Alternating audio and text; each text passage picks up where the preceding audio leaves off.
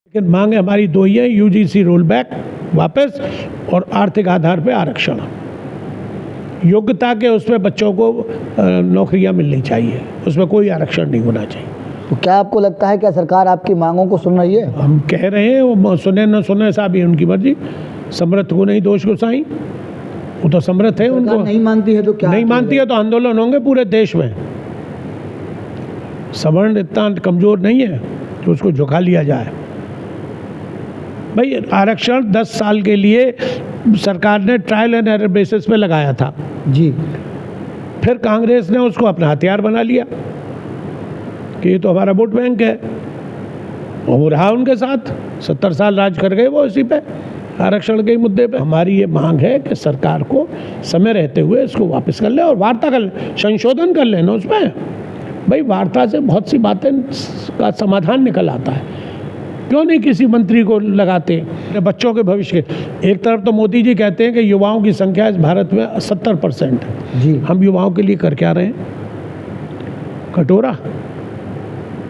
युवा हमारा क्या करेगा, उसका भविष्य क्या होगा? आप तो राजनीति करके चले जाओगे, आप 3 बार नहीं 4 बार प्रधानमंत्री बन जाओ, राष्ट्रपति बन जाओ, लेकिन हम दे क्या जा रहे हैं अपने आने वाली जनरेशन के लिए? नमस्कार, आप देख रहे हैं अपनी मथुरा न्यूज़। मैं हूं आपके साथ, मैं प्रतीक चतुर्वेदी। देखिए, जिस प्रकार से यूजीसी का जो मामला है वह लगातार बढ़ता नजर आ रहा है। इस समय दिल्ली जंतर मंतर पर सभी सवर्ग एकत्रित हो रहे हैं और लगातार उनकी व्यवस्था हैं, जो सेनाएं हैं, उनसे लगातार झड़प होती नजर आ रही है। वहाँ एनडीआरएफ, एसडीआरएफ और तमाम पुलिस फोर्स नजर आ रही हैं। लेकिन उनकी एक ही मांग है कि इस यूजीसी को लेकर या तो इसको रोल बैक किया जाए या इसमें संशोधन किया जाए। वहीं इसी संबंध में वार्ता करने के लिए हमारे साथ में मौजूद हैं राजा साहब कुंवर नरेंद्र सिंह जी। यह लगातार जनता के हित के कार्य करते हैं और यह क्षत्रिय समाज से भी आते हैं। तो मैं इनसे जानूंगा क्या कहेंगे ये यूजीसी वाले मामले को लेकर। जी देखिए, यूजीसी का बड़ा महत्वपूर्ण बिंदु है और इससे बहुत जातियां, सवर्ण जातियां प्रभावित हो रही हैं। जी। अब आरक्षण की बात अगर करें, मैं क्षत्रिय समाज के जो राष्ट्रीय अध्यक्ष हैं महेंद्र सिंह, तो वैसे तो कई लोगों ने ये संगठन बना रखे हैं और अपनी अपनी राजनीतिक दुकान चला रखी है। इसको समाज के लिए तो कोई कुछ करता नहीं है, सिर्फ अपने नाम चमकाने के लिए, नाम बढ़ाने के लिए करते हैं। तो मैं भी एक जो राजा बलवंत सिंह ने स्थापित की थी क्षत्रिय महासभा, मेरे परदादा ने और बागड़ ने, वो संस्था के अध्यक्ष महेंद्र सिंह तंवर हैं, उसका मैं संरक्षक हूँ, चीफ पैटर्न में। तो अभी 16 तारीख को कॉन्स्टिट्यूशन क्लब में एक राउंड टेबल कॉन्फ्रेंस हुई थी जी। उसमें ब्राह्मण भी थे, वैश्य भी थे और राजपूत तो थे ही, और एक जैन साहब भी थे।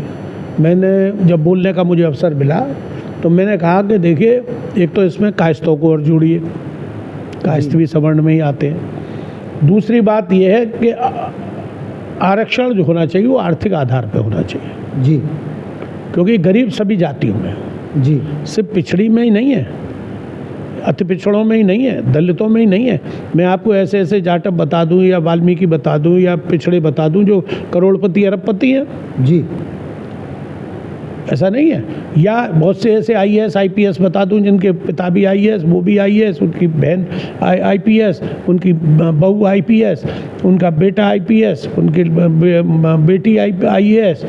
तो ये ट्रेडिशन चलता आ रहा है कि आपके पुत्र। हमारा बच्चा तो 70% लेके फेल, 80% लेके फेल, उनका 40% पे पास। तो ये डिस्पैरिटी क्यों जी?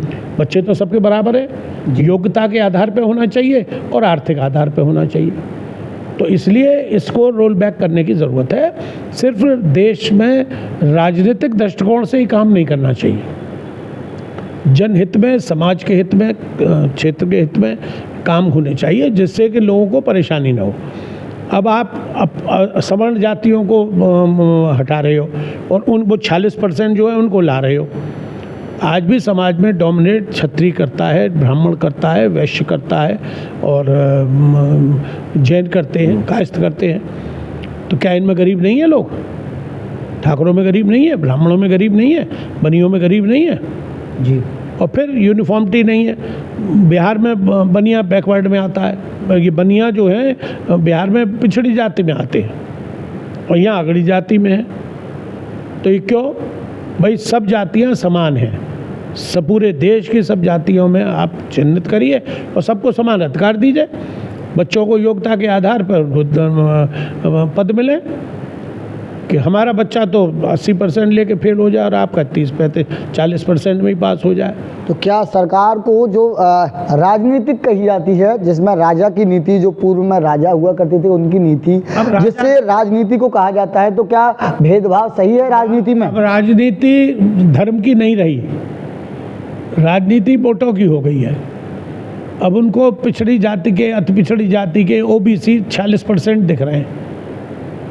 कहीं हम 7% हैं, कहीं हम 9% हैं, कहीं 11% हैं, कहीं 18% हैं। तो क्या देश में सवर्गों की संख्या कम है जो उनसे भेदभाव किया जा रहा है? बिल्कुल किया जा रहा है। इसीलिए क्या नहीं, वो तो हमारे साथ है ही भाई। ब्राह्मण क्षत्रिय और वैश्य ये तो साथ में है ही, चाहे धर्म के नाम पे समझ लो, चाहे मंदिर के नाम पे समझ लो, चाहे सनातन के नाम पे समझ लो, चाहे हिंदू के नाम पे समझ लो, किसी पे भी समझ लो, हिंदू मुस्लिम के नाम पे समझ। जो आपके साथ में हैं तो क्या उनका उत्पीड़न सही है? अरे तो वो तो टेक इट फॉर ग्रांटेड है, वो तो हमारे संग हैं। जो हमारे संग नहीं है उनको हमारे संग और लेना है, तो इसलिए यूजीसी आ रही है। तो इसको भी मैं एक तरह का काला कानून मानूंगा। मैं राजनीति से हट के बात कर रहा हूँ। मैं संगठन का पदाधिकारी ब्रजमंडल क्षत्रिय राजपूत महासभा का मैं 21 वर्षों से अध्यक्ष हूँ, जिसमें हरियाणा, राजस्थान और यूपी 3 प्रांत आते हैं जी।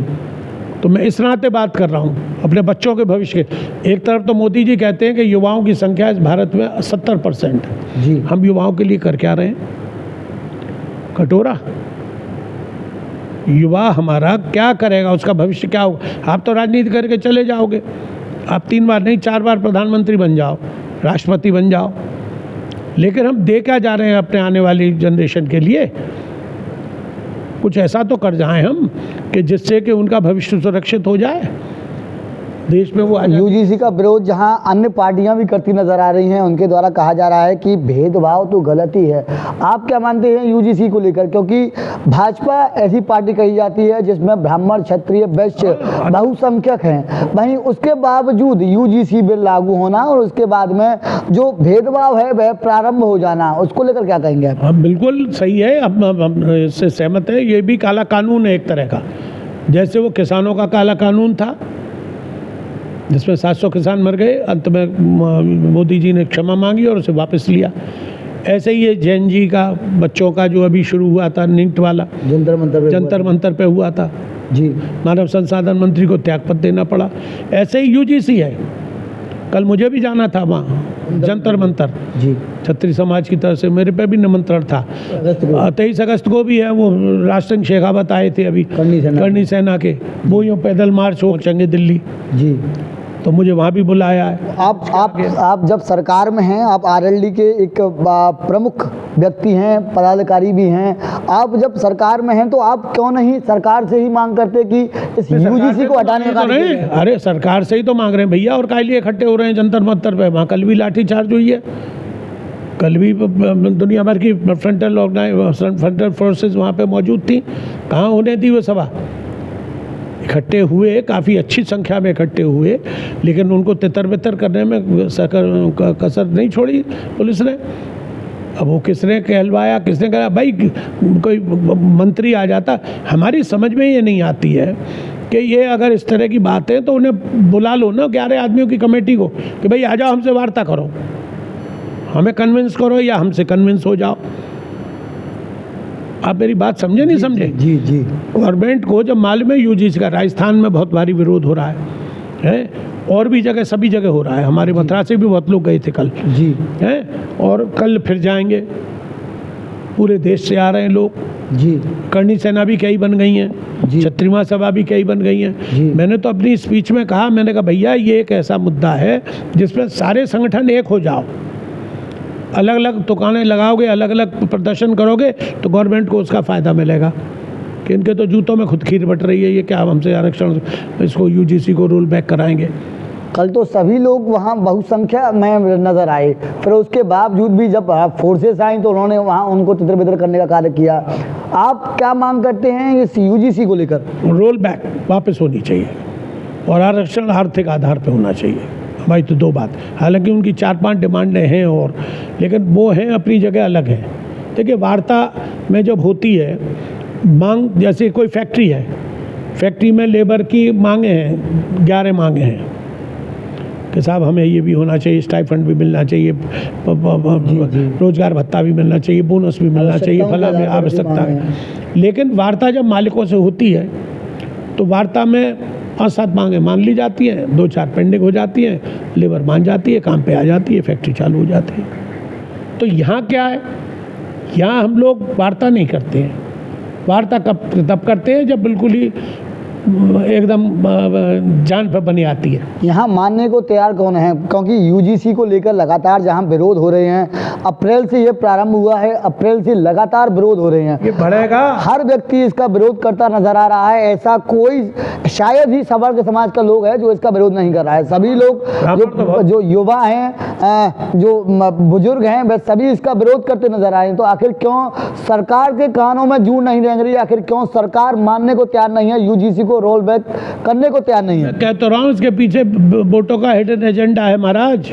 और कैसे कहें, कैसे कहें? और उन्हें हमारे सवर्णों के वोटों से मतलब, गवर्नमेंट तो वो बननी चाहिए जिसको 50% से ज़्यादा मत मिले।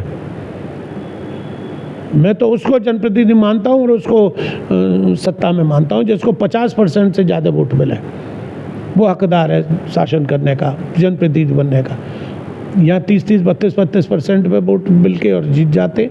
भाई मैं आपसे एक चीज़ और जानूँ, जिस प्रकार से पूर्व में वर्ण व्यवस्थाएं थी और वर्ण व्यवस्थाएं काफ़ी सुचारू रूप से चलती भी नज़र आती थी, जिसमें अब कुछ लोग ये आरोप लगाते हैं कि पूर्व में उन पर काफ़ी उनको प्रताड़ित किया जाता रहा है। लेकिन अब जब यूजीसी की हटाने की मांग आ रही है तो राजपूत ये कह रहे हैं कि हमने ब्राह्मणों की सेवा की है और हम आगे भी ब्राह्मणों की सेवा करेंगे।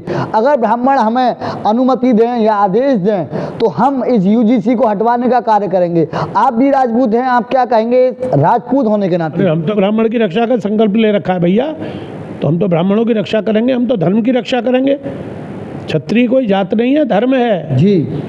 जो किसी भी क्षति को होने से रोकता है वो क्षत्रिय है जी। चाहे वो सामाजिक हो, चाहे आर्थिक हो, चाहे पारिवारिक हो, चाहे शिक्षा की हो, चाहे किसी की भी क्षति हो, उसको जो रोकता है वो क्षत्रिय है। तो हम तो इसमें ब्राह्मणों के साथ हैं, वैश्यों के साथ हैं।